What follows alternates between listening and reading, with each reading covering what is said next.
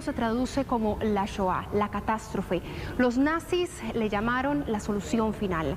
En el siguiente reportaje serán propios sobrevivientes de este genocidio que terminó con la vida de 6 millones de judíos, quienes cuenten cómo lograron escapar de la muerte en uno de los actos más crueles que ha permitido la humanidad.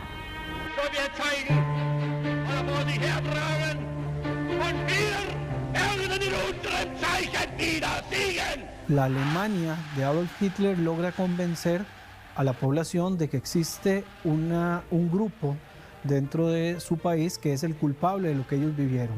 Recordemos que Alemania viene arrastrando toda la crisis a la que ellos se ven obligados después de haber perdido la Primera Guerra Mundial, un empobrecimiento generalizado del país. La mayoría minoritaria, digamos, que existía en Alemania en ese momento es la población judía, y él empieza toda una campaña de desprestigio. Inicialmente decidieron expulsarlos o expropiarlos, posteriormente los metieron en guetos y por último pues empezó toda la plataforma del exterminio. Fue progresiva la manera en la cual fueron desarrollando, ¿verdad?, los procedimientos con los cuales asesinaron a las personas. Muchas veces se le da mucho énfasis a las cámaras de gas y a los hornos crematorios, ¿verdad?, donde tenemos, creo que el más emblemático es el campo de Auschwitz-Birkenau, que en realidad eran 2 campos, un campo de trabajo forzado y un campo de exterminio propiamente.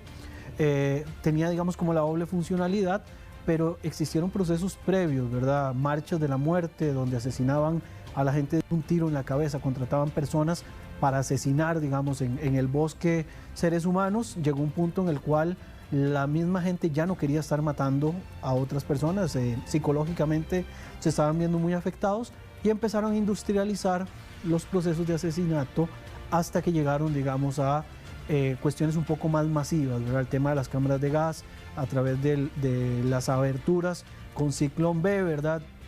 En ocasiones ni siquiera eran los propios soldados nazis los que hacían las prácticas, sino que obligaban a judíos a hacer todo este tipo de acciones, y posteriormente pues los cuerpos los sacaban, algunos se utilizaban, se les cortaba el cabello, ¿verdad? El cabello se reutilizaba, se metían a las personas a hornos, ¿verdad?, crematorios, porque en algún momento también se había implementado el tema de las fosas comunes y ya también la tierra llegó a un punto en el cual no soportaba la cantidad de cuerpos y la sangre y todos los líquidos que existían. Perdón que sea tan gráfico, pero en realidad pues el proceso fue así de atroz.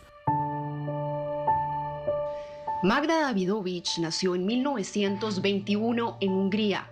Nos recibe en su casa para conversar sobre esos recuerdos tan vívidos de este capítulo tan triste.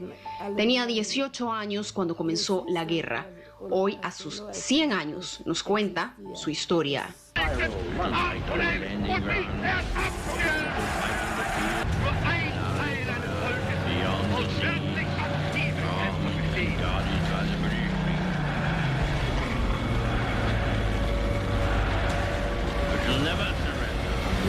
Segunda Guerra Mundial comenzó en 1939 y en este año yo me gradué de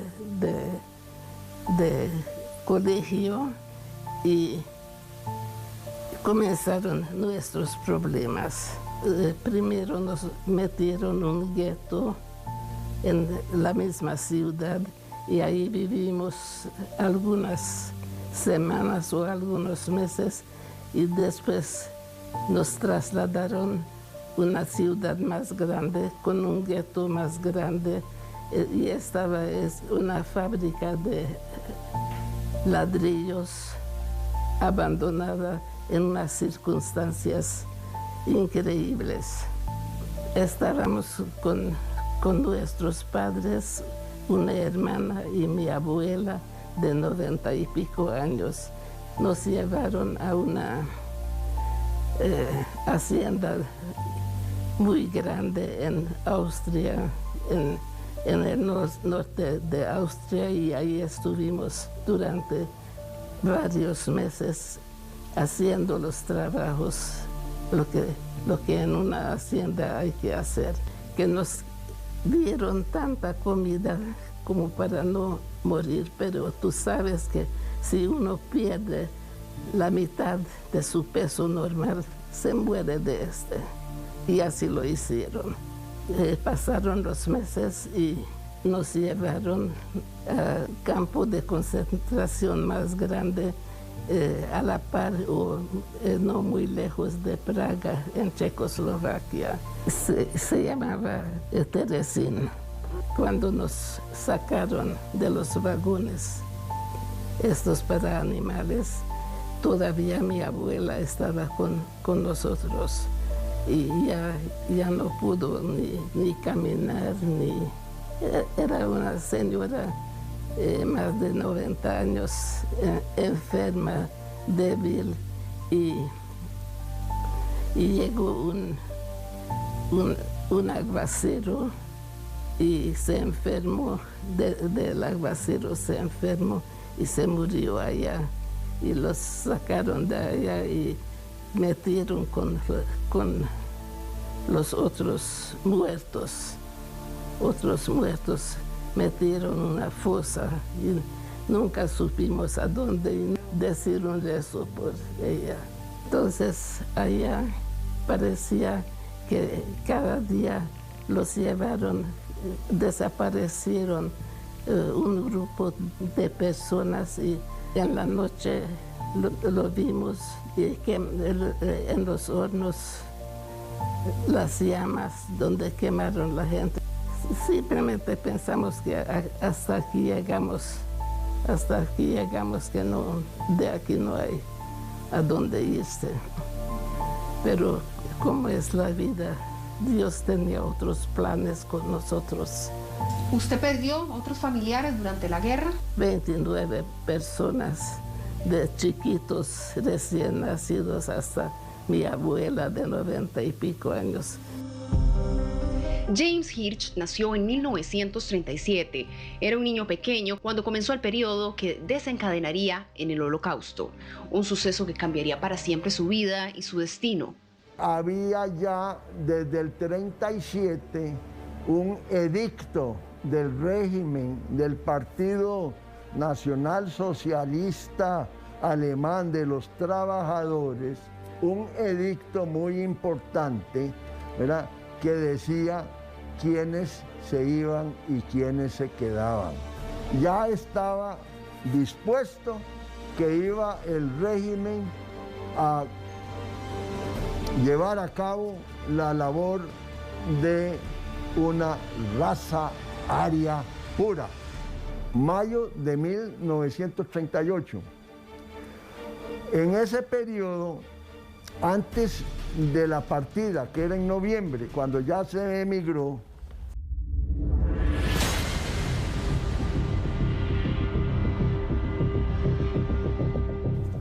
los señores de la Gestapo hacían allanamientos a las casas. Y en el caso de nosotros, mamá y papá estaban afuera trabajando y haciendo arreglos ya para viajar y para emigrar y cosas por el estilo. Mi abuelo estaba en lo suyo y mi abuela era la que se quedaba conmigo en el apartamento. Llegaban los nazis, hacían ruido primero, ¿verdad? Entonces ya se sabía. Y mi abuela salía corriendo y me escondía. Y me escondía en un armario que no era muy visible o no llamaba la atención. Pero habían momentos en que no alcanzó el tiempo, ya estaban tocando la puerta, ¿verdad?, ya estaban queriendo abrir a la fuerza. Y entonces ahí mi abuela me metía dentro del baúl, que a su vez era una especie de sillón. Tenía pocas semanas y meses de haber nacido. De vez en cuando los nazis sí me encontraron. Si no fue en el baúl o en el armario, fue en los brazos de mi abuela. Y entonces se me quedaban viendo y yo me les quedaba viendo a ellos y les sonreía. Y esa sonrisa como que los enternecía, daban media vuelta y se salían de la casa. El 9 de noviembre de 1938 ocurrió la Noche de los Cristales Rotos, utilizando de excusa el asesinato de un funcionario alemán en París a manos de un joven judío. En 2 días, centenares de sinagogas fueron quemadas, miles de comercios, cementerios, escuelas judías fueron destruidas y saqueadas y decenas de judíos fueron asesinados.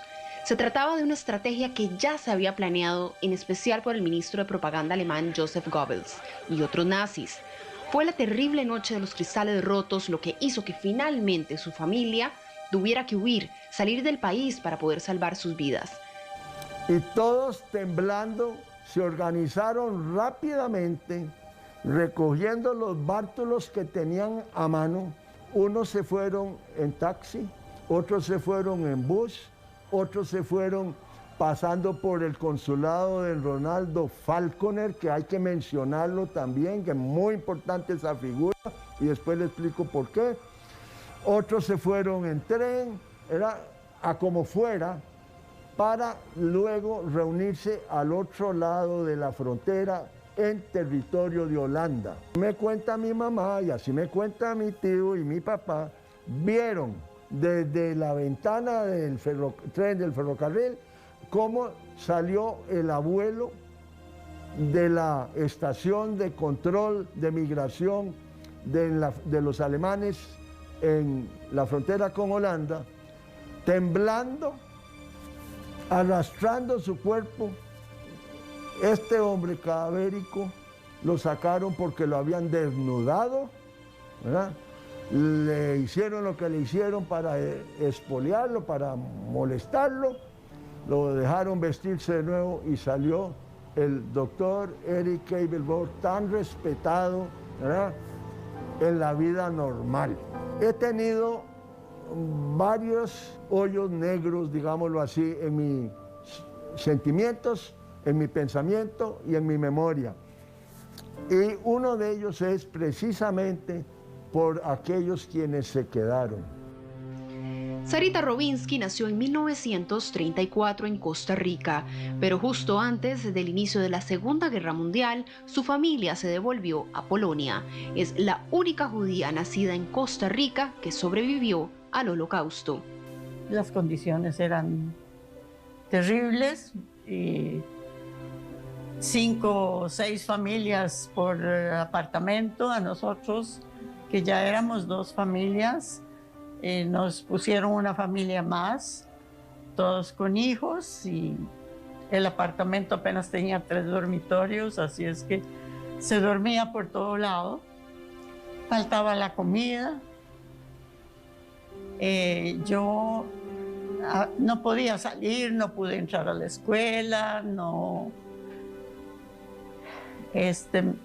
veía por la ventana cuando me asomaba cuadros terribles, ¿verdad?, que ningún niño debería de tener que contemplar.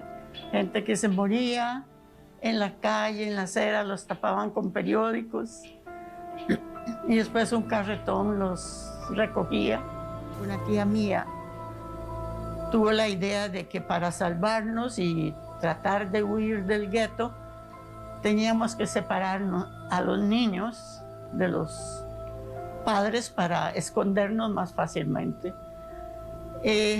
Nos ayudó un alemán que era el proveedor, digamos, del ejército, era un alto oficial, y en un carretón que venía al gueto con las provisiones, nos metieron a los niños, íbamos 3 tapados con la paja y con cartones para que no nos vieran, y así fue, camuflados. Logramos pasar el muro que se había construido, ¿verdad?, en el gueto, y judío que traspasaba el muro era fusilado ahí mismo, ¿verdad? La despedida fue durísima. Yo era muy chiquita, no entendía por qué me tenía que separar de ellos, y un niño se siente seguro con sus padres, ¿verdad? Y entonces fue un momento trágico, ¿verdad? En realidad, mi mamá me dijo, usted es la mayor, tiene que cuidarlos. A los 7 años, ¿verdad? Bueno, todos lloramos, fue muy duro. Y así fue como fuimos a dar a diferentes lugares. Primero estuvimos las 3 juntas, pero los vecinos nos delataron. Los polacos eran muy colaboradores y no querían a los judíos. Y el último lugar donde estuve ya con mi prima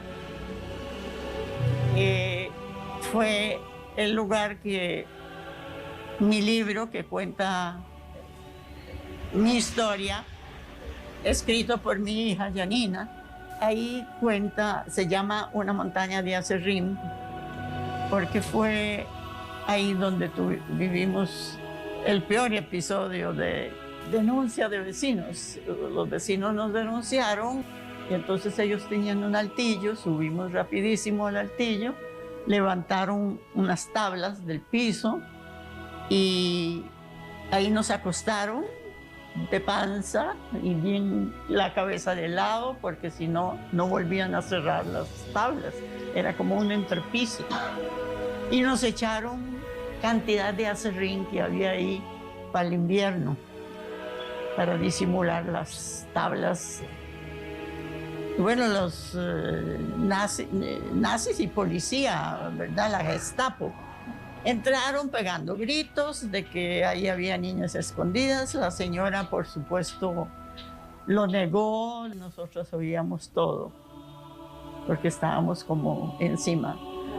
Bueno, horas estuvieron y subieron al altillo. Se encontraron la escalera y subieron al altillo. Pero no lograron encontrarnos, ¿verdad? Porque, claro, nos tapaba el aserrín.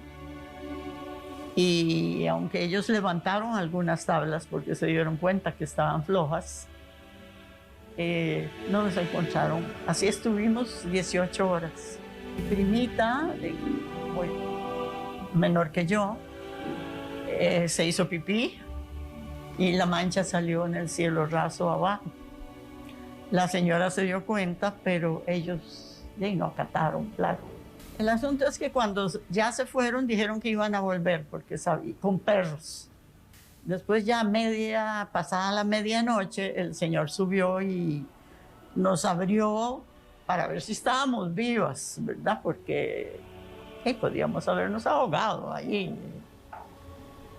Y bueno, resultó que decidieron sacarnos a escondidas antes de que ellos volvieran.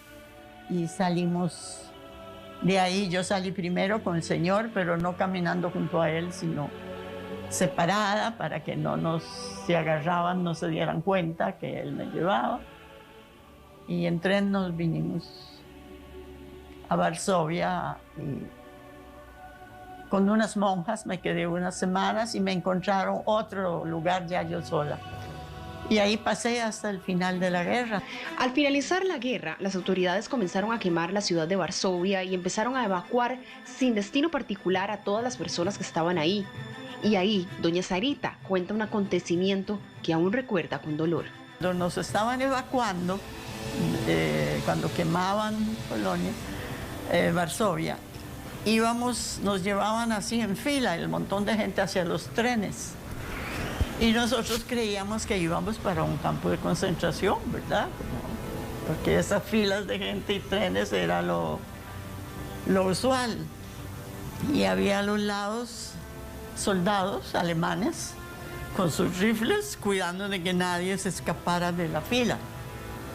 Y cuando yo me acerqué,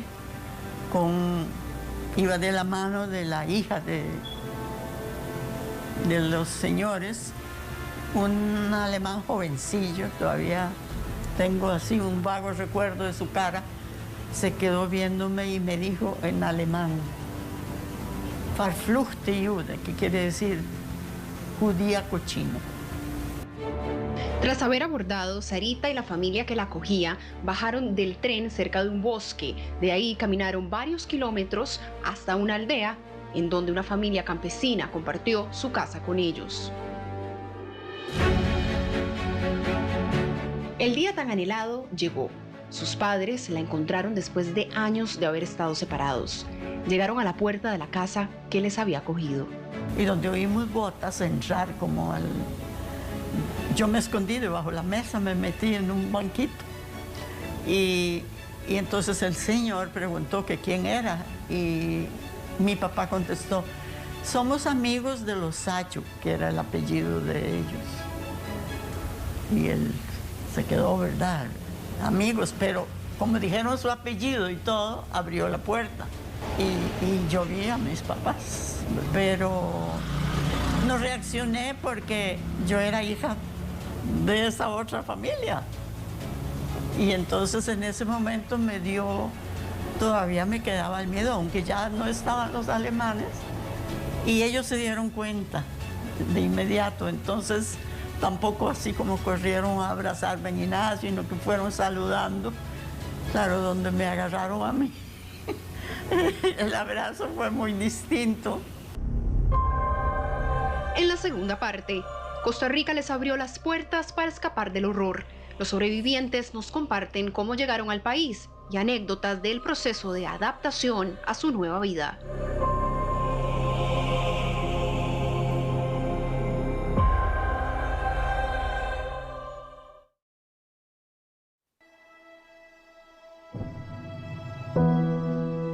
La historia de los sobrevivientes del Holocausto tiene un capítulo muy importante, su llegada a los países que les recibieron y en donde volverían a rehacer su vida.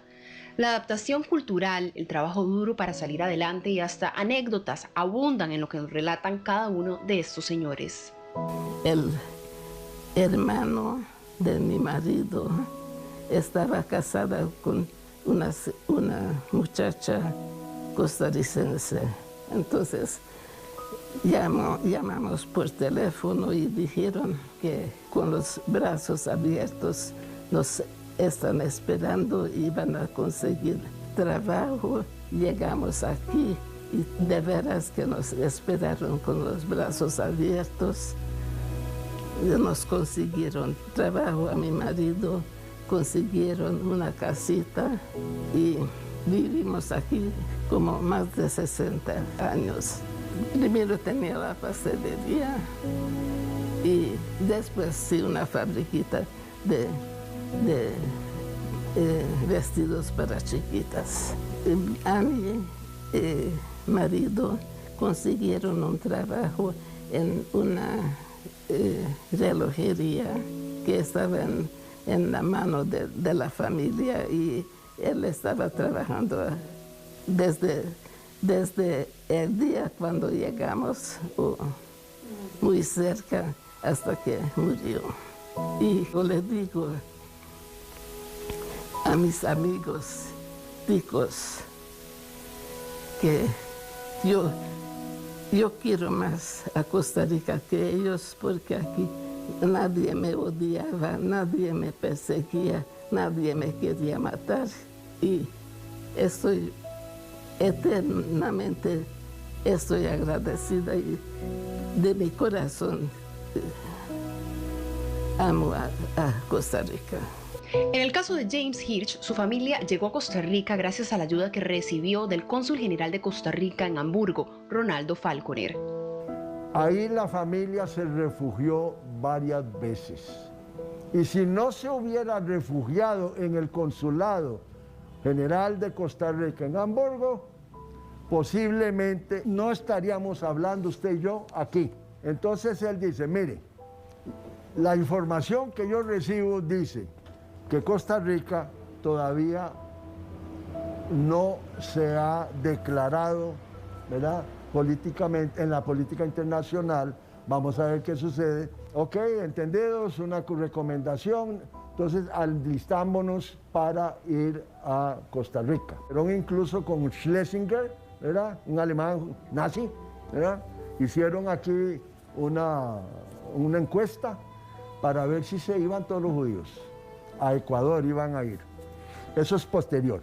Ahora, reciben el beneplácito, ¿verdad?, para acomodarse, pero por favor no en la meseta central, no en San José, perdón, en el área metropolitana.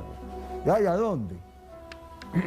mi papá y mi mamá con la abuelita paterna, ¿a dónde fueron a dar? A Hacienda Vieja de Orotina. Y mi abuelo le dieron permiso para que se fuera a una ciudad menor y escogieron Grecia. Junto con sus padres se asentaron en Desamparados. Anécdotas propias de la adaptación comienzan a aflorar en su memoria. Llega mamá y se encuentra en una verdurería unos bananos gigantescos, jamás vistos, ¿verdad? Y se los quiere dar a su hijo mayor Jimmy, ¿verdad? Y pela ese banano enorme. Ay, pero es de otro colorcito, no es amarillento blancuzco, sino que es como rosadito, es como anaranjadito. Y era el plátano. De pronto se encuentra otra verdura, ¿verdad? Mi mamá, ay, pero estas son unas preciosidades, qué peras más bonitas, ¿verdad? Y entonces abre y quiere comerse la pera y era un aguacate, ¿verdad? Mi mamá nos permitía ir a las clases de catecismo, porque ella era liberal, toda la familia bastante liberal. Y ay, aprendan, conozcan otras cosas. No era por convertirnos en cristianos, pero vayan, vean el mundo. Y también porque en las clases de catecismo, ¿verdad?, repartían chocolate y galletas. Ahora viene el domingo. Ya y todos los chiquillos salen a misa y regresan de misa, ¿verdad? Y cada uno pasa por la pulpería de Don Melis Cruz, de aquella época, y venían con un helado de palillo. Y cada uno con su helado de palillo. Nosotros, en primer lugar, no conocíamos eso, pero no era eso. Ellos sí. Los papás tenían los 10 centavos para darles y donde nosotros no había. Y ahí pasaron varios meses y nosotros allá viendo aquello. Un día uno de los chiquillos, ¿por qué es que ustedes no van a la pulpería los domingos y se compran ahí un helado de estos? Mira, es que papi y mami no nos dan. Mira, ¿y no te gustaría saber cómo es? Ya, y la verdad que sí. ¿Querés una chupadita? Y me dan una chupadita y les devuelvo después de la chupadita. Mire, eso lo digo, ¿verdad?, con mucha emoción. No por mí solamente, sino por el que me está haciendo esa gracia. Eso es una anécdota que yo lo atesoro. Yo tuve que entrar a la escuela porque nunca había ido a la escuela. Tuve que hacer en año y medio casi que los 6 grados, ¿verdad? Mi tío y mi tía decidieron irse a Israel. Pero yo insistía, como siempre me contaban los cuentos de Costa Rica, y Costa Rica, yo nací aquí, entonces yo quería venir a Costa Rica, y en parte pues mi papá también ya conocía el lugar y él se acordaba bastante de su español, y entonces nos venimos para acá. Y aquí la comunidad judía, que era muy pequeña antes de que llegaran todos los que vinieron después, venía a esperar al aeropuerto aquí de La Sabana, a quienes llegaban. Y entonces había un grupo, cuando nos bajamos del avión, yo vi un grupillo así como grande. Y entre ellos vi a los Robinsky, porque mi papá y mi mamá me señalaron, esos son los Robinsky y ese es Samuel. Porque eran amigos. Eran amigos de antes, y estaban los Rosenzweig, los otros amigos, varias familias. Y bueno, ya nos instalamos aquí y Samuel y yo empezamos un noviazgo desde yo de 13 años y él de 15. Y terminamos casándonos, ¿verdad? 7 años después. En la tercera parte, educación, la clave para no repetir la historia. Cómo la organización B'nai B'rith apunta a este objetivo en Costa Rica.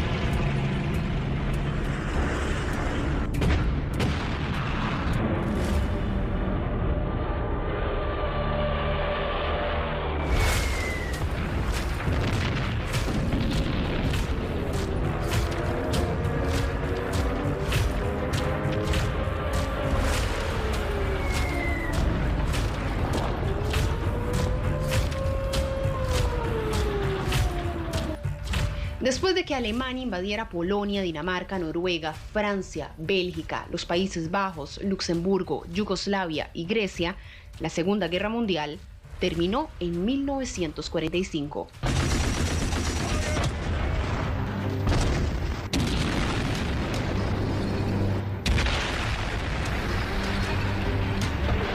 Su intento por sumar a la Unión Soviética a su invasión no prosperó. Los soviéticos se unieron a los aliados liderados por Estados Unidos y dieron el golpe final a Hitler.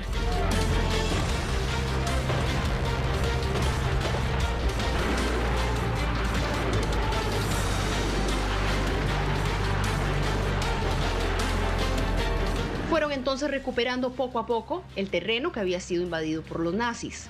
Los colaboradores de Hitler comenzaron a destruir la evidencia de sus campañas de exterminio a través de la evacuación de prisioneros y la demolición de cámaras de gas. Esto no evitó que los países aliados descubrieran los campos de exterminio y de concentración. Los estudios pues señalan de que desgraciadamente el mundo sí sabía lo que estaba ocurriendo. Los grandes líderes lo sabían. En algún momento se planteó la posibilidad de bombardear las líneas de tren, porque Alemania, digamos, si algo desarrolló fue un tema de infraestructura terrestre, ¿verdad? El tema del tren para evitar estos movimientos masivos de seres humanos que se estaban haciendo.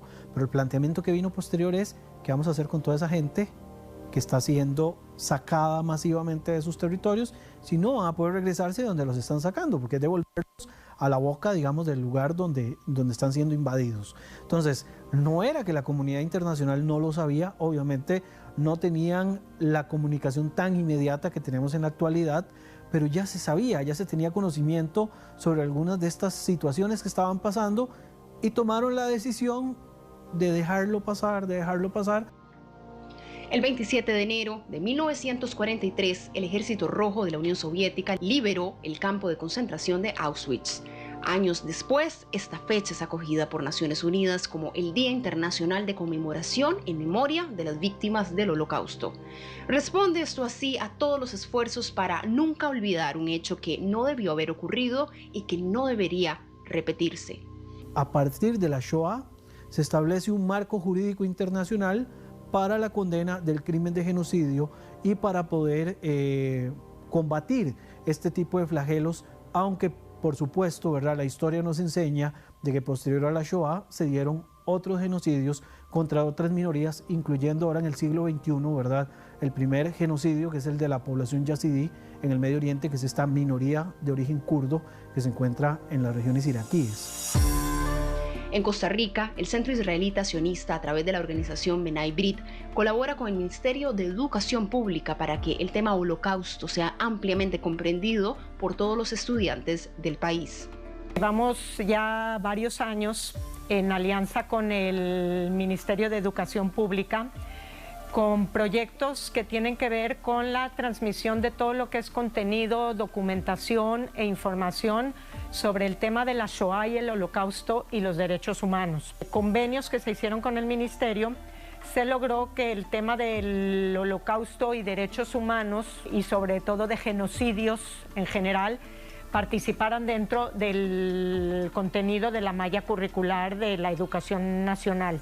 Empezamos con ese proyecto de capacitación a los profesores, que terminó siendo un proyecto en el que llevamos ya casi 700 profesores capacitados en el tema de Shoah y Holocausto, y de esos 700 profesores fueron elegidos por medio de un ensayo que tuvieron que hacer y una elección de parte de un comité comunitario.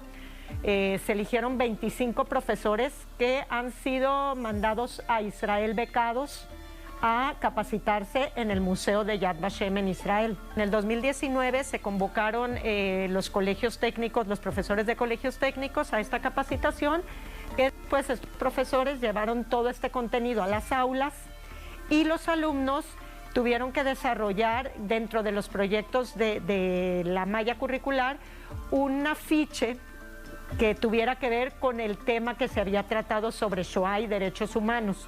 Darle un reconocimiento personal, no tanto como Museo Yad Vashem Israel como una entidad internacional, sino que los alumnos se interesen por saber cuál es la historia y la biografía de gente que ayudó a los judíos en la Segunda Guerra Mundial a salvarse de la mano opresora de los nazis y que no pidió nada a cambio, ni ninguna retribución económica, ni ningún tipo de beneficio. Entonces, con todos estos temas, lo que hemos tratado de fomentar es que, a pesar de haber sido un hecho con muchas atrocidades, tenemos muchas enseñanzas y mucho aprendizaje de todos estos temas, y sobre todo poderles transmitir a las generaciones venideras que lo ven muy lejano, ya este tema y este acontecimiento, de todos aquellos valores que se rescatan de todos estos hechos, como la tolerancia, la solidaridad, el humanismo, y cómo es posible que cada uno, poniendo su granito de arena, podamos hacer de este un mundo mejor y que no hechos como este no puedan volver a ocurrir. En la última parte, el psicólogo nos dice que no hay que guardar rencor. ¿Cómo puedo perdonar a esta gente? ¿cuál es la huella que se lleva toda la vida tras haber sobrevivido a la Shoah?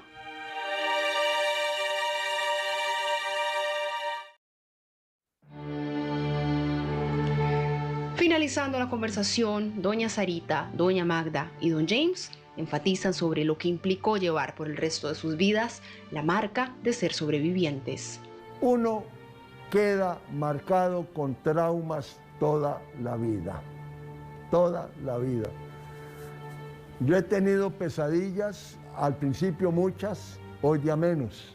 No se va a imaginar, con la procesión de Semana Santa. Ahí viene el Judas, no yo, ¿verdad? Ahí vienen, ahí traen el Judas. Y entonces pasan los soldados romanos, ¿verdad? Eso me asusta.